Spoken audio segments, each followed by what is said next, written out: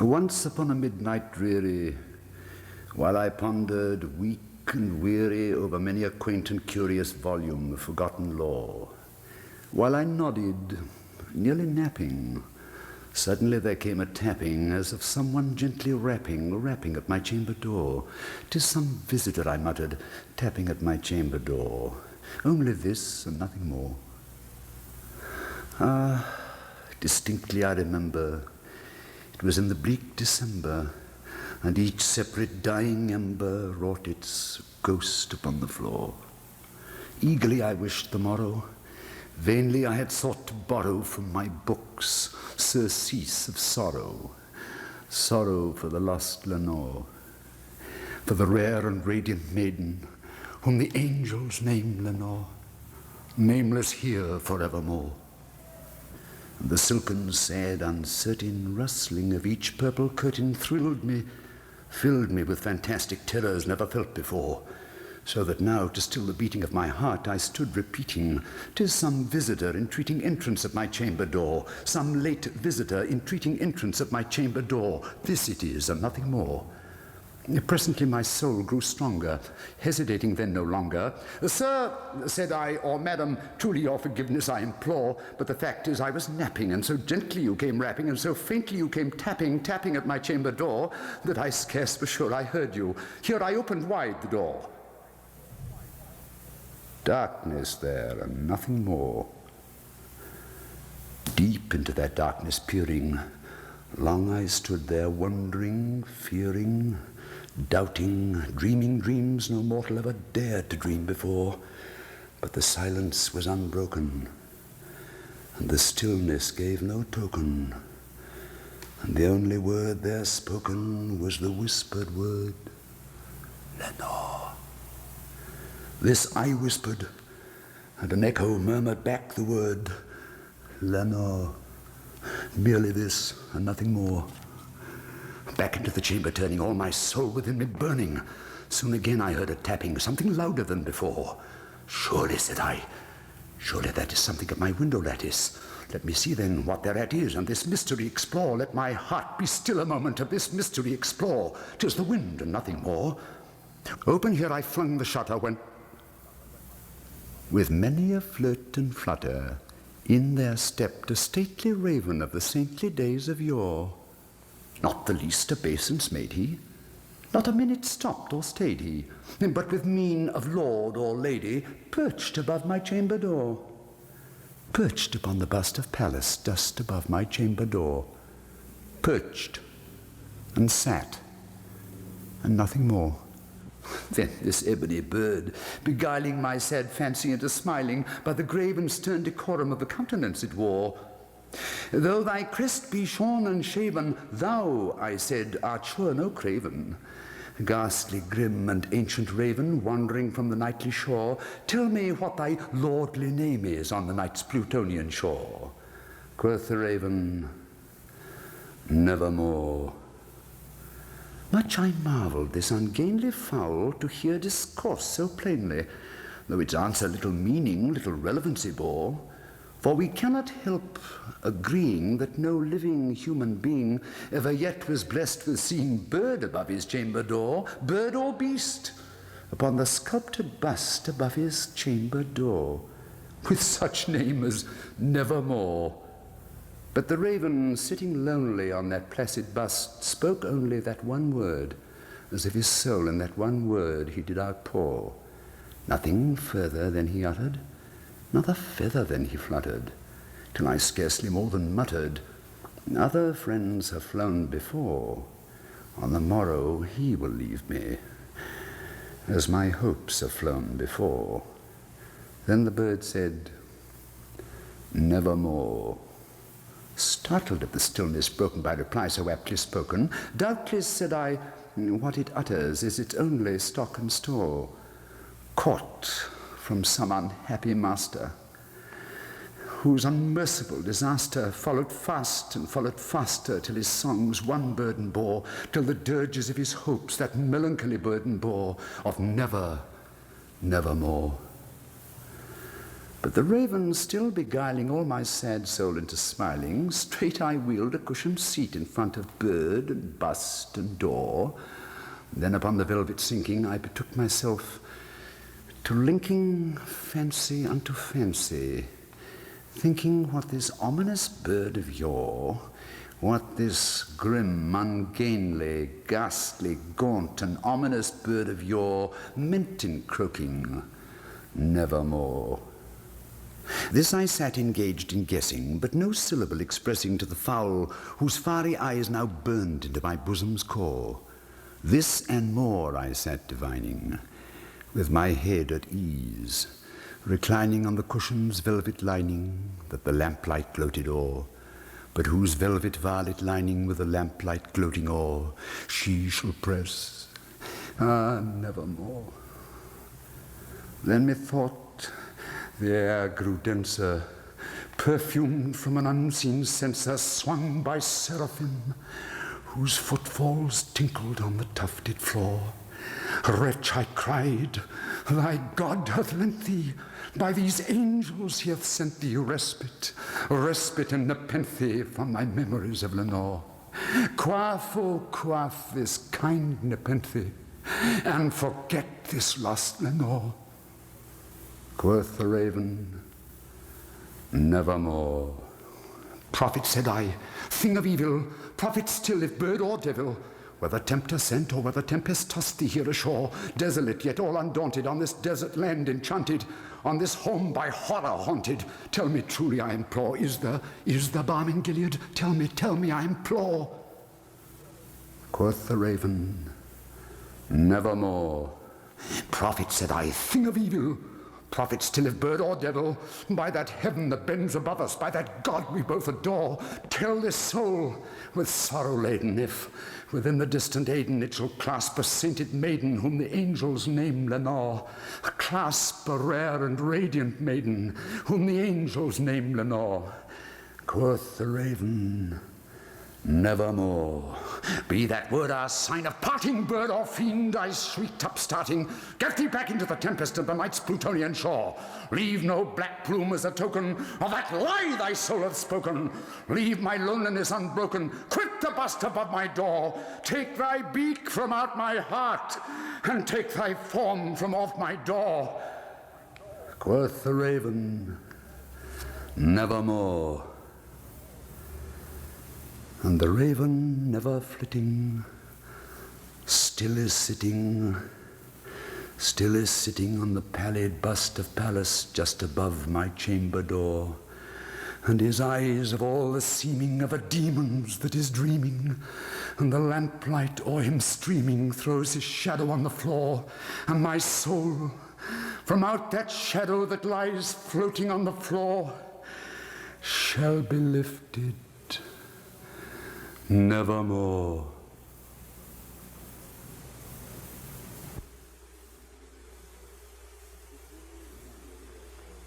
It was many and many a year ago, in a kingdom by the sea, that a maiden there lived whom you may know by the name of Annabel Lee.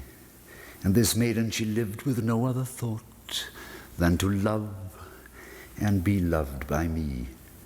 I was a child and she was a child in this kingdom by the sea, but we loved with a love that was more than love, I and my Annabel Lee, with a love that the winged seraphs of heaven coveted her and me.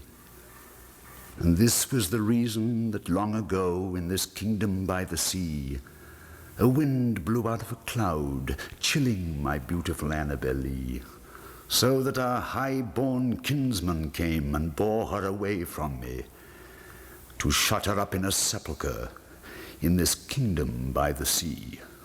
The angels, not half so happy in heaven, went envying her and me. Yes, that was the reason, as all men know in this kingdom by the sea, that the wind came out of the cloud by night, chilling and killing my Annabel Lee. But our love, it was stronger by far than the love of those who were older than we, of many far wiser than we, And neither the angels in heaven above, nor the demons down under the sea can ever dissever my soul from the soul of the beautiful Annabel Lee. For the moon never beams without bringing me dreams of the beautiful Annabel Lee. And the stars never rise, but I feel the bright eyes of the beautiful Annabel Lee. And so all the night tide, I lie down by the side of my darling, my life and my bride, in the sepulchre there by the sea, in her tomb by the sounding sea.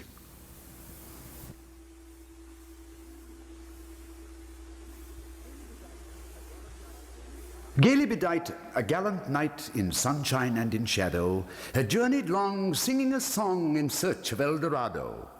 But he grew old, this knight so bold, and o'er his heart a shadow fell as he found no spot of ground that looked like El Dorado.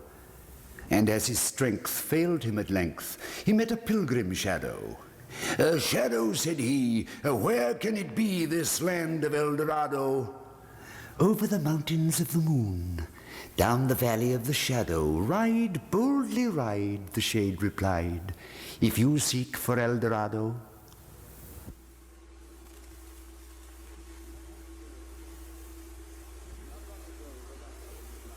Not long ago, the writer of these lines, in the mad pride of intellectuality, maintained the power of words, denied that ever a thought arose within the human brain beyond the utterance of the human tongue.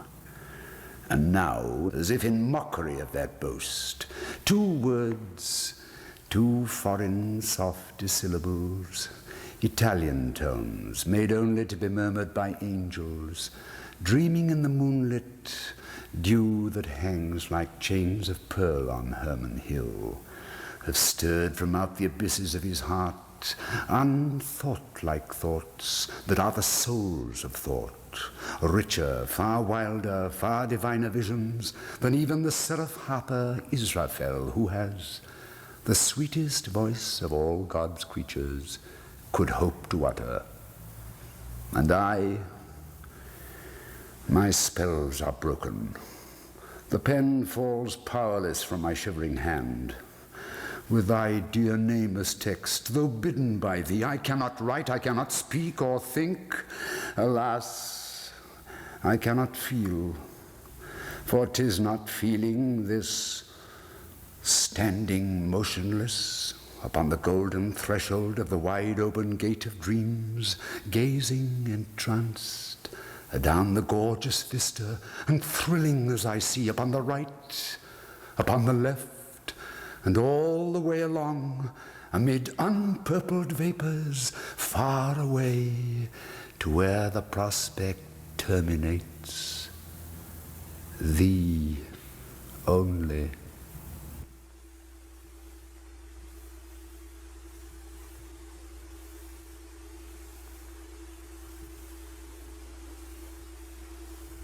The Red Death had long devastated the country. No pestilence had ever been so fatal or so hideous. Blood was its avatar and its seal, the redness and the horror of blood.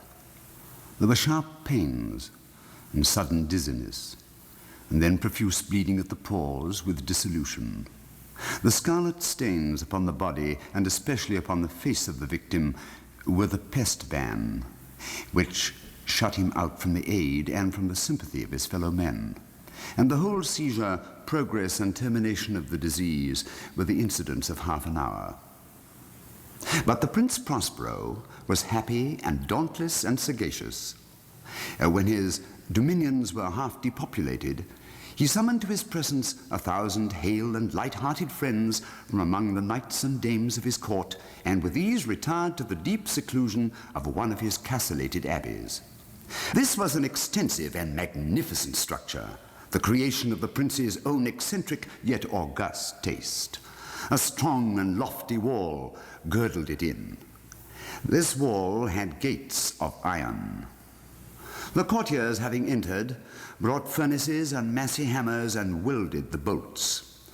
They resolved to leave means neither of ingress nor egress to the sudden impulses of despair or of frenzy from within. The abbey was amply provisioned. With such precautions, the courtiers might bid defiance to contagion. The external world could take care of itself. In the meantime, it was folly to grieve or to think. The prince had provided all the appliances of pleasure. There were buffoons, there were improvisatori, there were ballet dancers, there were musicians, there was beauty, there was wine. All these and security were within. Without was the Red Death. It was toward the close of the 5th or 6th month of his seclusion, and while the pestilence raged most furiously abroad, that the Prince Prospero entertained his 1,000 friends at a masked ball of the most unusual magnificence. It was a voluptuous scene, that masquerade. But first let me tell you of the rooms in which it was held. There were 7, an imperial suite.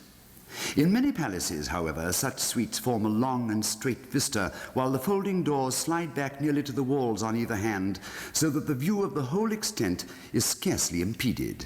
Here the case was very different, as might have been expected from the Duke's love of the bizarre.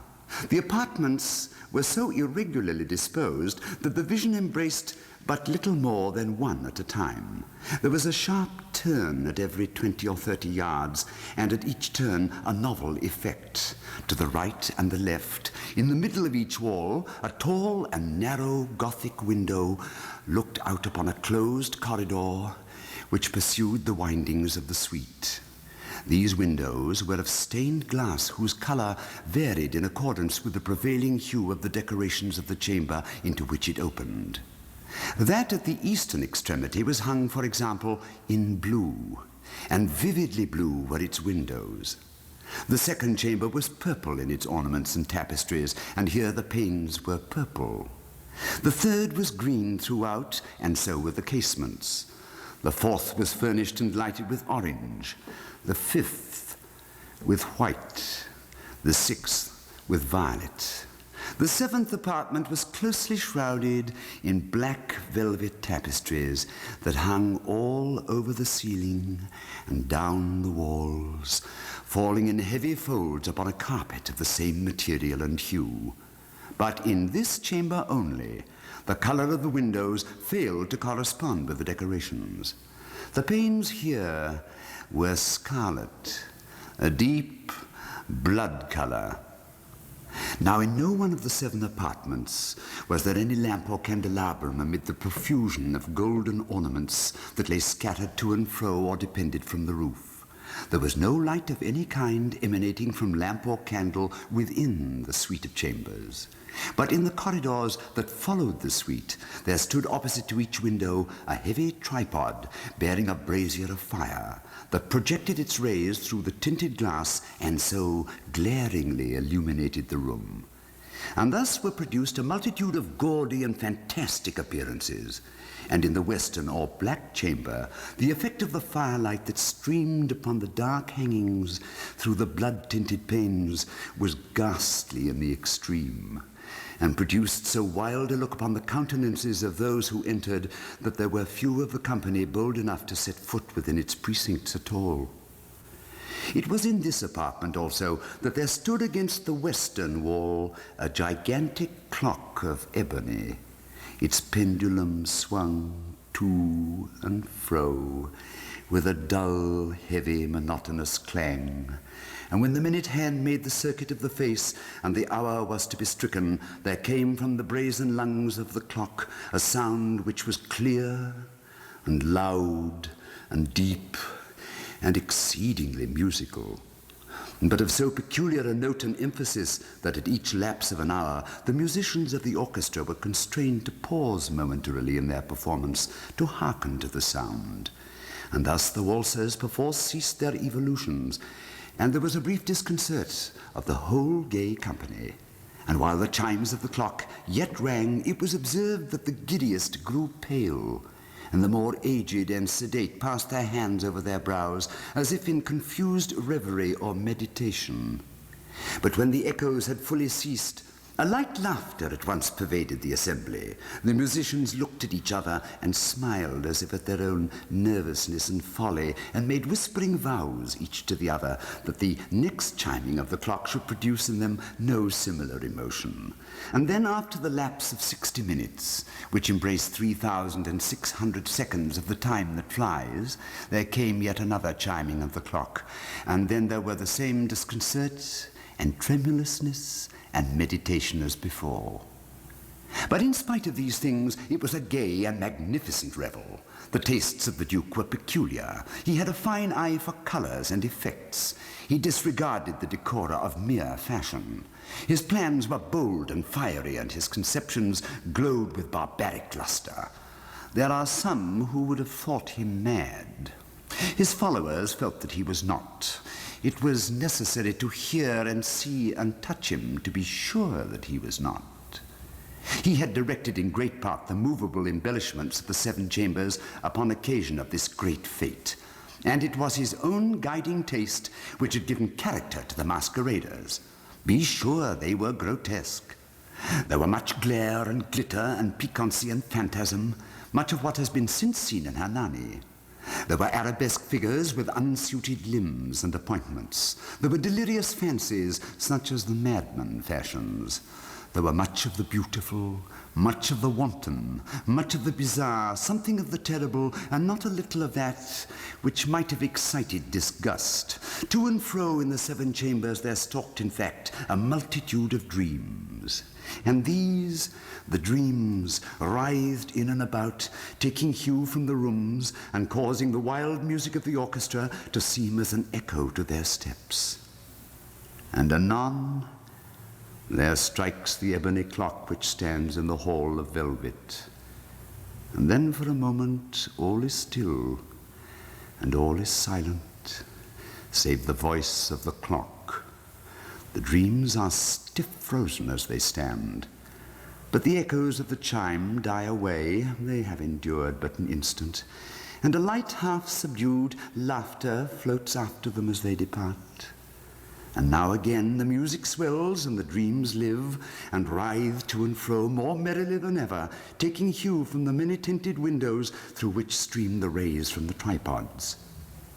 But to the chamber which lies most westwardly of the 7, there are now none of the maskers who venture, for the night is waning away, and there flows a ruddier light through the blood-colored panes, and the blackness of the sable drapery appalls. And to him whose foot falls upon the sable carpet, there comes from the near clock of ebony a muffled peal more solemnly emphatic than any which reaches their ears who indulge in the more remote gaieties of the other apartments. But these other apartments were densely crowded, and in them beat feverishly the heart of life, and the revel went whirlingly on until at length there commenced the sounding of midnight upon the clock. And then the music ceased, as I have told, and the evolutions of the waltzers were quieted, and there was an uneasy cessation of all things as before. But now there were 12 strokes to be sounded by the bell of the clock, and thus it happened, perhaps, that more of thought crept with more of time into the meditations of the thoughtful among those who revelled.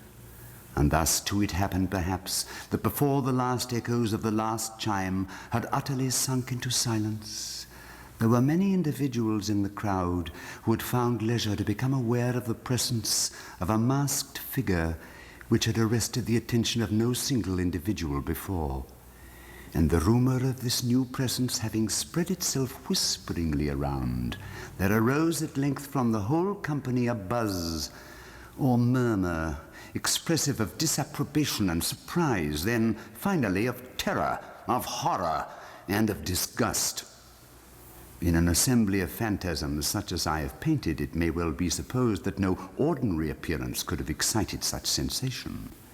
In truth, the masquerade license of the night was nearly unlimited, but the figure in question had out-Heroded Herod and gone beyond the bounds of even the prince's indefinite decorum. There are chords in the hearts of the most reckless which cannot be touched without emotion. Even with the utterly lost, to whom life and death are equally jests, there are matters of which no jest can be made. The whole company, indeed, seemed now deeply to feel that in the costume and bearing of the stranger neither wit nor propriety existed. The figure was tall and gaunt, and shrouded from head to foot in the habiliments of the grave. The mask, which concealed the visage, was made so nearly to resemble the countenance of a stiffened corpse that the closest scrutiny must have had difficulty in detecting the cheat, and yet all this might have been endured, if not approved, by the mad revelers around. But the mummer had gone so far as to assume the type of the Red Death. His vesture was dabbled in blood, and his broad brow, with all the features of the face, was besprinkled with the scarlet horror. When the eyes of Prince Prospero fell upon this spectral image, which with a slow and solemn movement, as if more fully to sustain its role, stalked to and fro among the waltzers, he was seen to be convulsed in the first moment with a strong shudder either of terror or distaste, but in the next his brow reddened with rage. "Who dares," he demanded hoarsely of the courtiers who stood near him, "who dares insult us with this blasphemous mockery? Seize him and unmask him, that we may know whom we have to hang at sunrise from the battlements." It was in the eastern or blue chamber in which stood the Prince Prospero as he uttered these words. They rang through the 7 rooms loudly and clearly, for the prince was a bold and robust man, and the music had become hushed at the waving of his hand. It was in the blue room where stood the prince, with a group of pale courtiers by his side. At first, as he spoke, there was a slight rushing movement of this group in the direction of the intruder, who at the moment was also near at hand, and now with deliberate and stately step made closer approach to the speaker. But from a certain nameless awe with which the mad assumptions of the mummer had inspired the whole party, there was found none to put forth hand to seize him, so that unimpeded he passed within a yard of the prince's person, and while the vast assembly, as if with one impulse, shrank from the center of the rooms to the walls, he made his way uninterruptedly, but with the same solemn and measured step which had distinguished him from the first, through the blue chamber to the purple, through the purple to the green, through the green to the orange, through this again to the white, and even thence to the violet, ere a decided movement had been made to arrest him. It was then, however, that the Prince Prospero, maddening with rage and shame of his own momentary cowardice, rushed hurriedly through the 6 chambers, while none followed him on account of a deadly terror that had seized upon them. He bore aloft a drawn dagger, and had approached in rapid impetuosity to within 3 or 4 feet of the retreating figure, when the latter, having attained the extremity of the velvet apartment, turned suddenly and confronted his pursuer. There was a sharp cry, and the dagger dropped gleaming upon the sable carpet, upon which instantly afterwards fell prostrate in death the Prince Prospero. Then, summoning the wild courage of despair, a throng of revelers at once threw themselves into the black apartment, and seizing the mummer, whose tall figure stood erect and motionless within the shadow of the ebony clock, gasped in unutterable horror at finding the grave cerements and corpse-like mask which they handled with so violent a rudeness, untenanted by any tangible form. And now was acknowledged the presence of the Red Death. He had come like a thief in the night, and one by one dropped the revelers in the blood-bedewed halls of their revel, and died each in the despairing posture of his fall. And the life of the ebony clock went out with that of the last of the gay, and the flames of the tripods expired, and darkness and decay and the Red Death held illimitable dominion over all.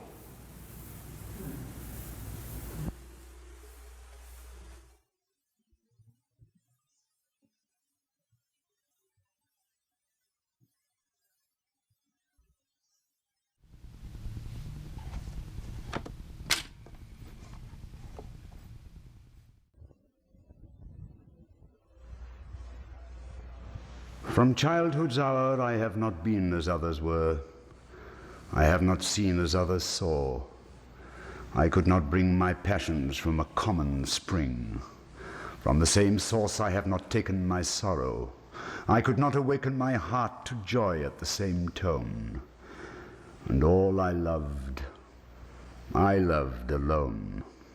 Then, in my childhood, in the dawn of a most stormy life, was drawn from every depth of good and ill the mystery which binds me still.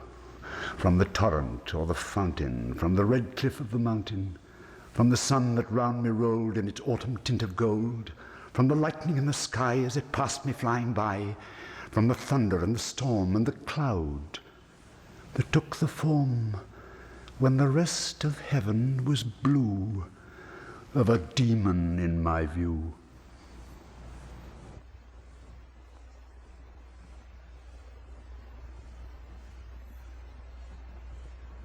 Lo, death has reared himself a throne in a strange city, lying alone far down within the dim west, where the good and the bad and the worst and the best have gone to their eternal rest.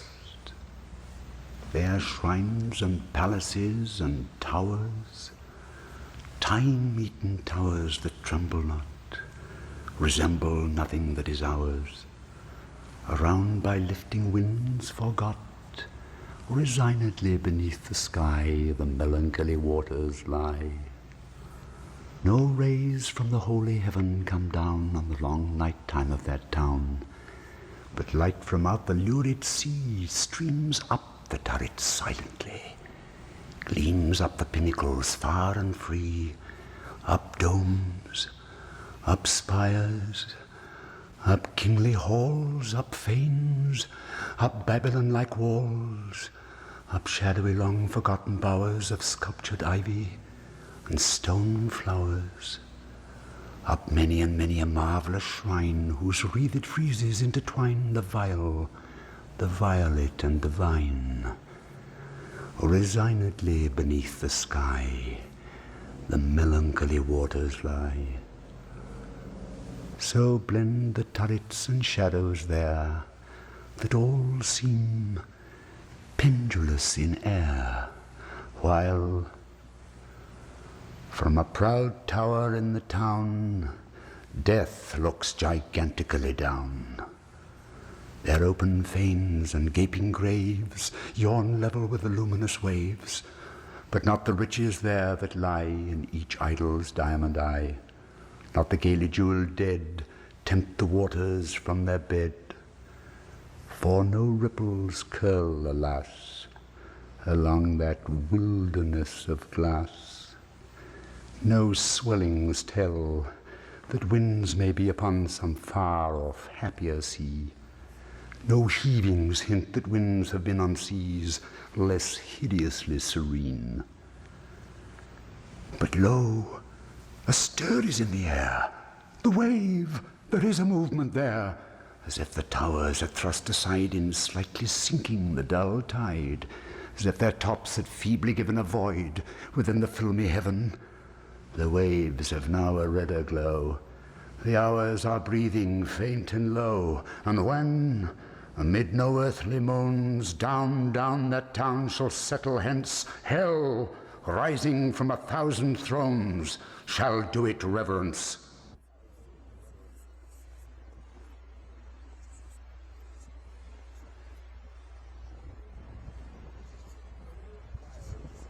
For the most wild yet most homely narrative which I am about to pen, I neither expect nor solicit belief.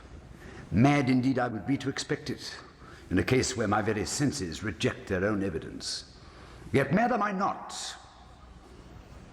and very surely do I not dream.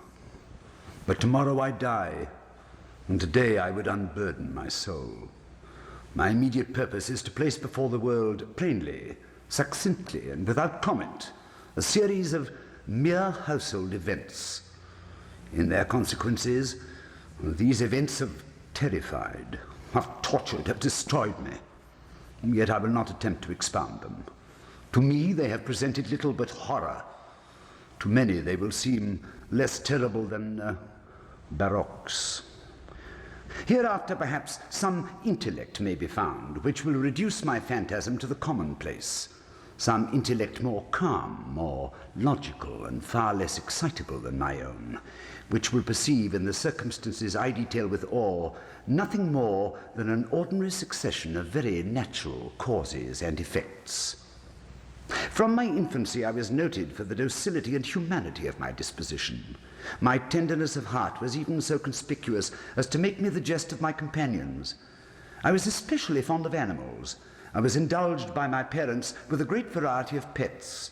With these I spent most of my time, and never was so happy as when feeding and caressing them. Now, this peculiarity of character grew with my growth, and in my manhood I derived from it one of my principal sources of pleasure. To those who have cherished an affection for a faithful and sagacious dog, I need hardly be at the trouble of explaining the nature or the intensity of the gratification thus derivable. There is something in the unselfish and self-sacrificing love of a brute which goes directly to the heart of him who has had frequent occasion to test the paltry friendship and gossamer fidelity of mere man. I married early and was happy to find in my wife a disposition not uncongenial with my own. Observing my partiality for domestic pets, she lost no opportunity of procuring those of a most agreeable kind. We had birds, goldfish, a fine dog, rabbits, a small monkey, and a cat. This latter was a remarkably large and beautiful animal, entirely black and sagacious to an astonishing degree. In speaking of his intelligence, my wife, who at heart was not a little tinctured with superstition, made frequent allusions to the ancient popular notion which regarded all black cats as witches in disguise. Not that she was ever serious upon this point, and I mention the matter at all for no better reason than that it happens just now to be remembered. Pluto, this was the cat's name, was my favorite pet and playmate. I alone fed him, and he attended me wherever I went about the house. It was even with difficulty that I could prevent him from following me through the streets.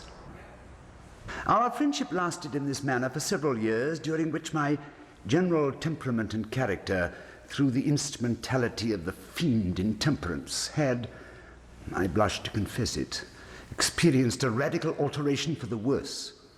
I grew day by day more moody, more irritable, more regardless of the feelings of others. I suffered myself to use intemperate language to my wife. At length I even offered her personal violence. My pets, of course, were made to feel the change in my disposition. I not only neglected but ill-used them. For Pluto, however, I still retained sufficient regard to restrain me from maltreating him, as I made no scruple of maltreating the rabbits, the monkey, or even the dog, when by accident or through affection they came in my way. But my disease grew upon me, for what disease is like alcohol? And at length even Pluto, who was now becoming old and consequently somewhat peevish, even Pluto began to experience the effects of my ill temper. One night, returning home much intoxicated from one of my haunts about town, I fancied that the cat avoided my presence. I seized him, when in his fright at my violence he inflicted a slight wound upon my hand with his teeth. The fury of a demon instantly possessed me. I knew myself no longer. My original soul seemed at once to take its flight from my body, and a more than fiendish malevolence, gin-nurtured, thrilled every fibre of my frame. I took from my waistcoat pocket a penknife, opened it, grasped the poor beast by the throat, and deliberately cut one of its eyes from the socket. I blush, I burn, I shudder when I pen the damnable atrocity. When reason returned with the morning, when I had slept off the fumes of the night's debauch, I experienced a sentiment half of horror, half of remorse for the crime of which I had been guilty. But it was at best a feeble and equivocal feeling, and the soul remained untouched. I again plunged into excess and soon drowned in wine all memory of the deed. In the meantime, the cat slowly recovered.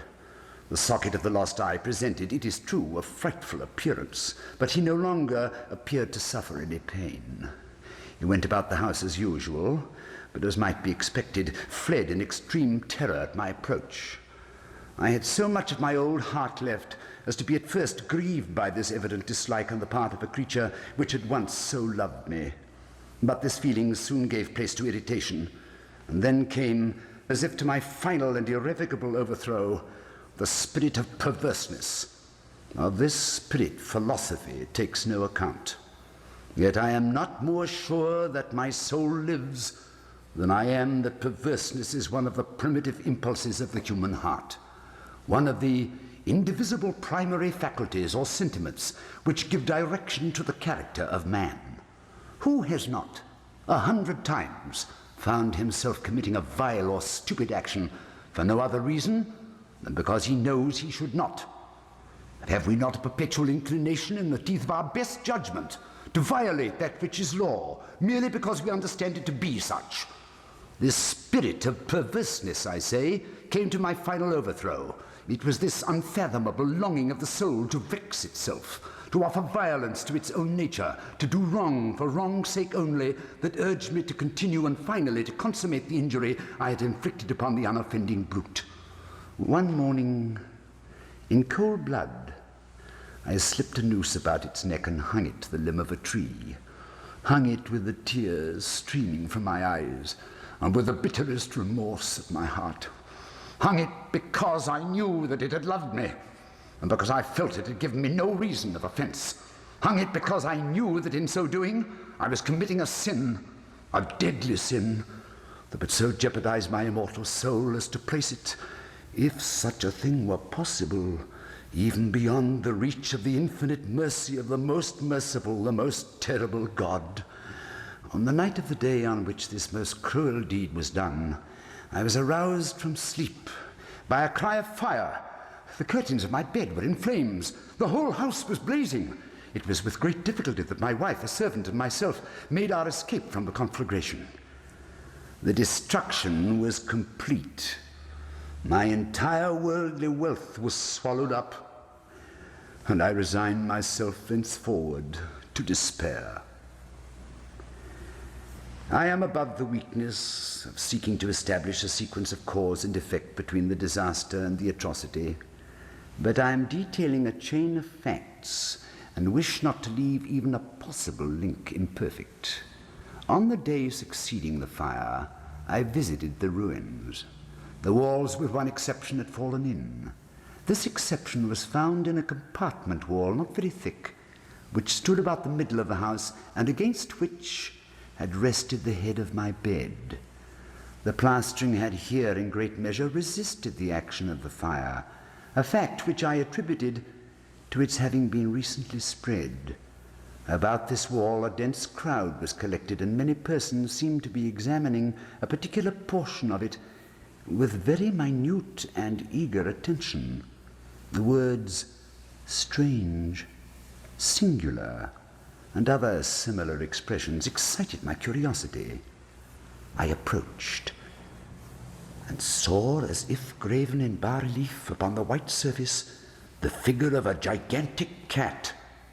The impression was given with an accuracy truly marvelous. There was a rope about the animal's neck. When I first beheld this apparition, for I could scarcely regard it as less, my wonder and my terror were extreme. But at length reflection came to my aid. The cat, I remembered, had been hung in the garden adjacent to the house. Upon the alarm of fire, this garden had been immediately filled with a crowd, by someone of whom the animal must have been cut from the tree and thrown through an open window into my chamber. This had probably been done with the view of arousing me from sleep.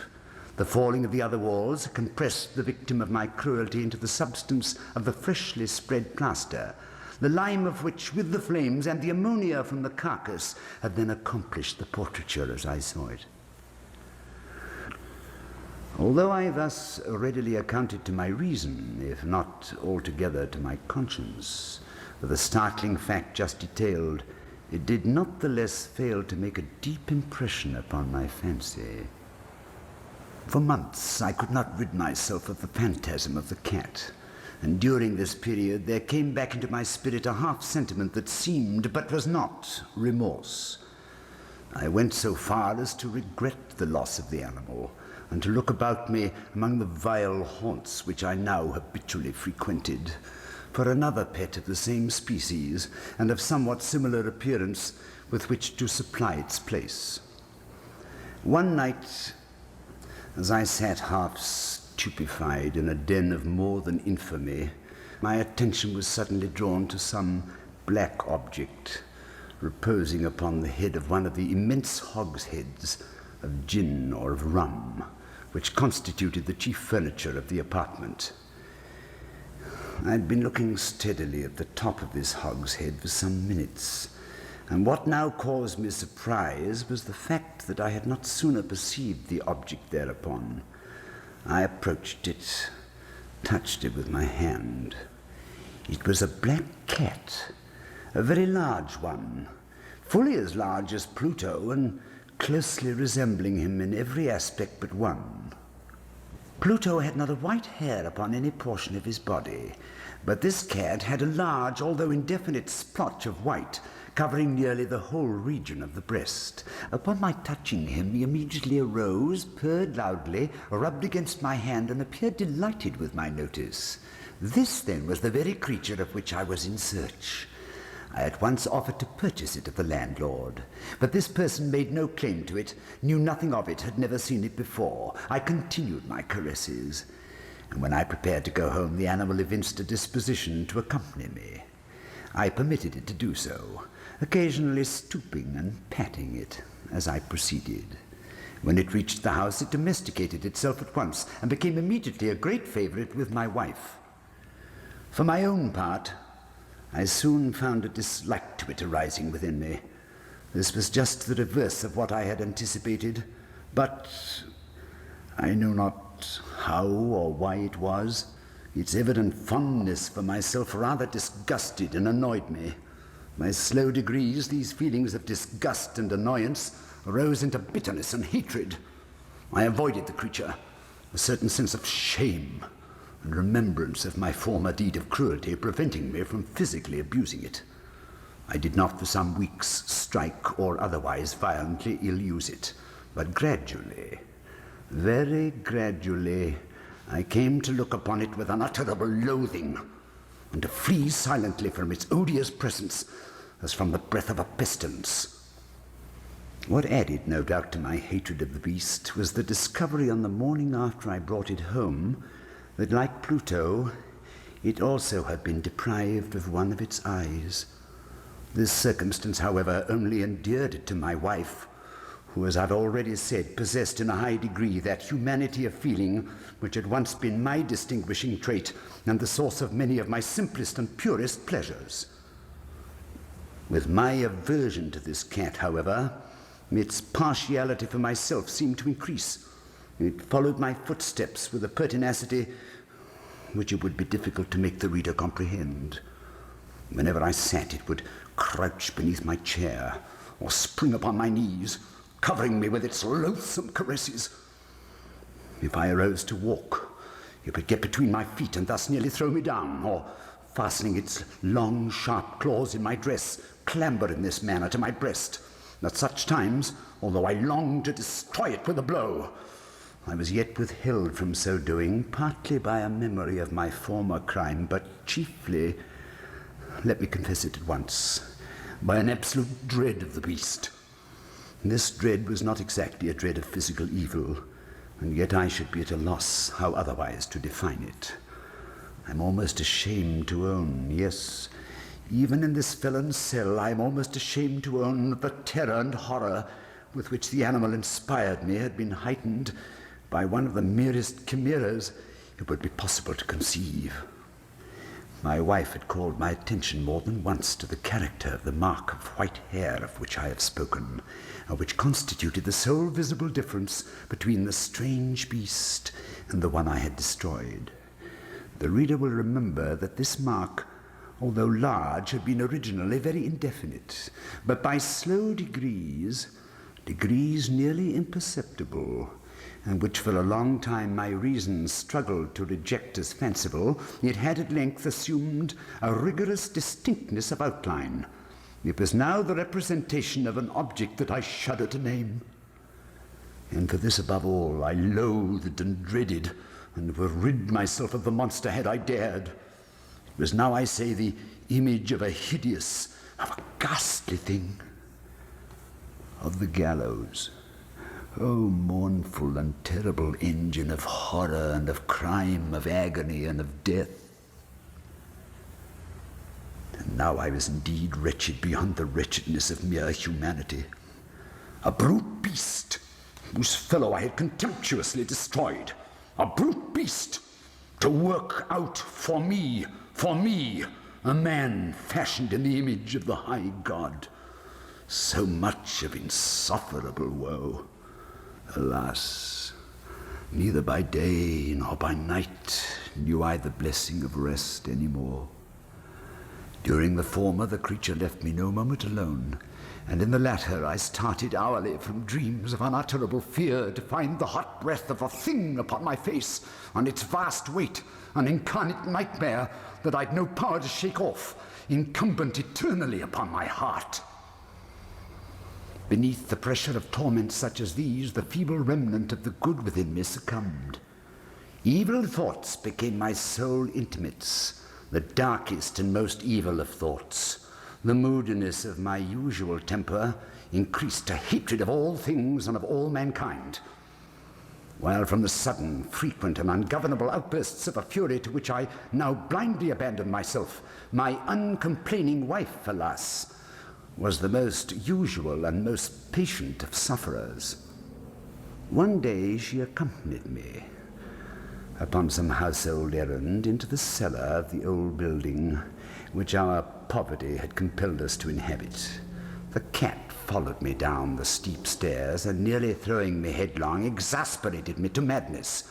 Uplifting an axe and forgetting in my wrath the childish dread which had hitherto stayed my hand, I aimed a blow at the animal, which of course would have proved instantly fatal had it descended as I wished.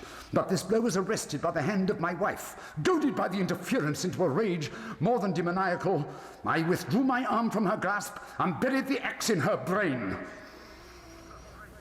She fell dead upon the spot without a groan. This hideous murder accomplished, I set myself forthwith and with entire deliberation to the task of concealing the body.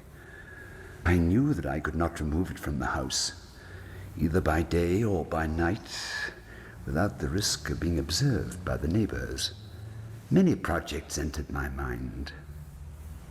At one period I thought of cutting the corpse into minute fragments and destroying them by fire. At another I resolved to dig a grave for it in the floor of the cellar. Again I deliberated about casting it in the well in the yard, and packing it in a box as if merchandise, with the usual arrangements, and so getting a porter to take it from the house. Finally, I hit upon what I considered a far better expedient than either of these. I determined to wall it up in the cellar, as the monks of the Middle Ages are recorded to have walled up their victims. For a purpose such as this, the cellar was well adapted.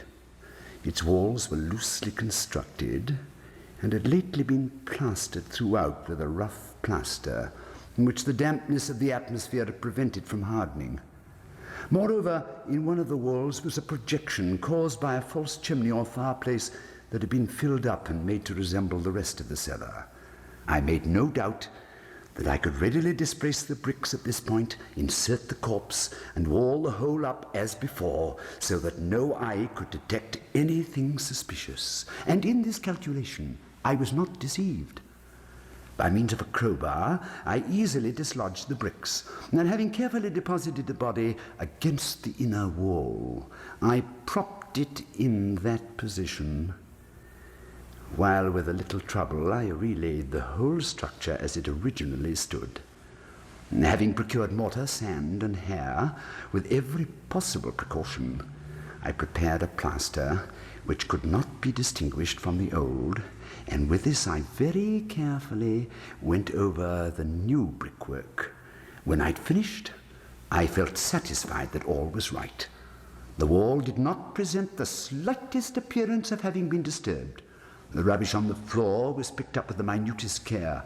I looked around triumphantly and said to myself, "Here at least, then, my labor has not been in vain." My next step was to look for the beast which had been the cause of so much wretchedness, for I had at length firmly resolved to put it to death.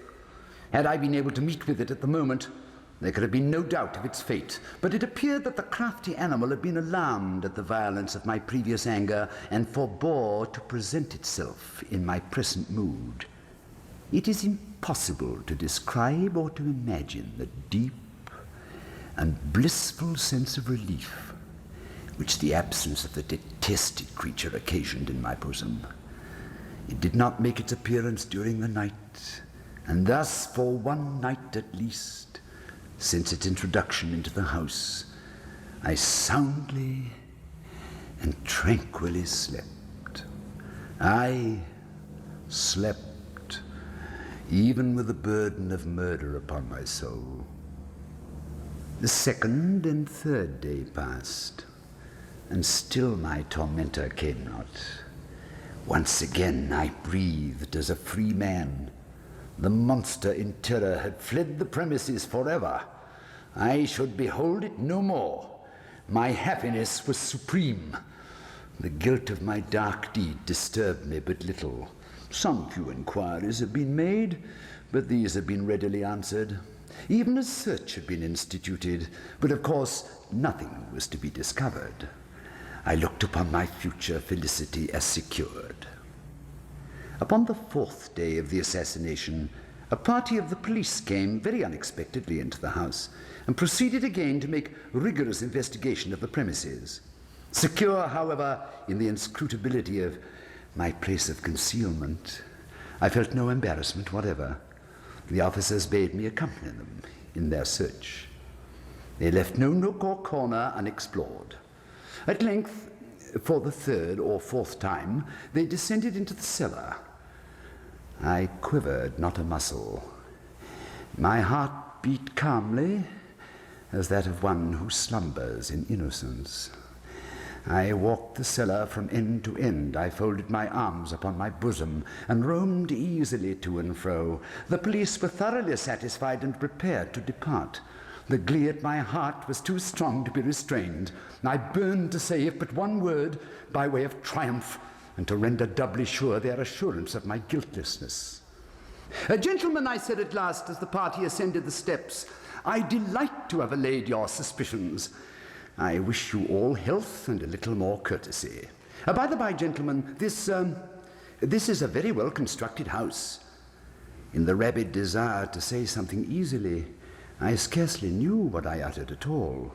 "I may say an excellently well-constructed house. These walls—" "Are you going, gentlemen? These walls are solidly put together."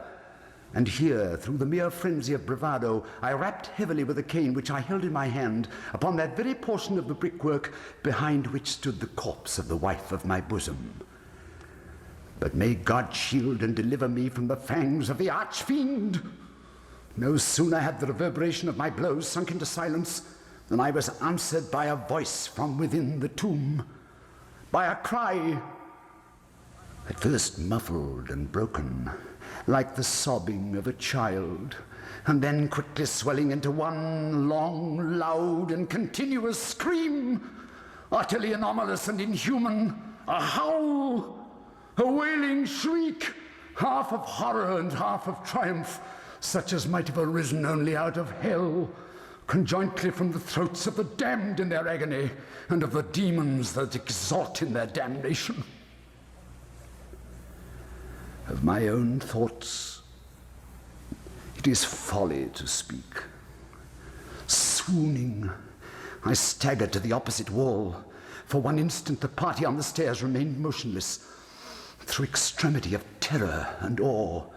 In the next, a dozen stout arms were toiling at the wall. It fell bodily. The corpse, already greatly decayed and clotted with gore, stood erect before the eyes of the spectators. Upon its head, With red extended mouth and solitary eye of fire sat the hideous beast whose craft had seduced me into murder, and whose informing voice had consigned me to the hangman.